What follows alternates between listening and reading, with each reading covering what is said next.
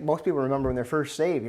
Times God's given me power over things and grace in areas. And I remember specifically Tim, shortly after he was converted, we were going to Bilbo's Pizza on lunch, and this is shortly after Tim was saved. And this convertible goes by, and this all you see is this convertible with a top down, blonde hair waving kind of thing.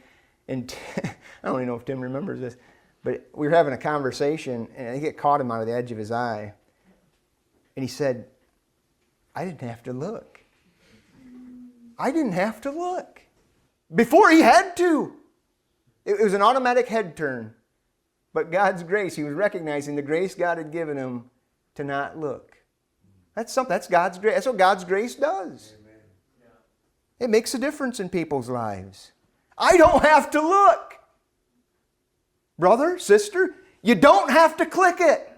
Guess what? You don't have to do it. And really that's where I'm headed. You got to come to the place, Christian, where it's not even an option. Pornography, it's not even an option in my life. It's not even on the table. It's not an option. I'm not going there. Not even thinking about it. It's not going to happen. I'm not doing it. If God gives me grace, so by God's grace, I'm not. We got to be vigilant. We got to be violent. The kingdom of heaven suffers violent, right? The violent take this thing by force. We're not just going to cruise into glory. We're not just going to cruise in with rose-colored glasses and just stroll right in. The violent take this by force, and you got to get violent about this thing.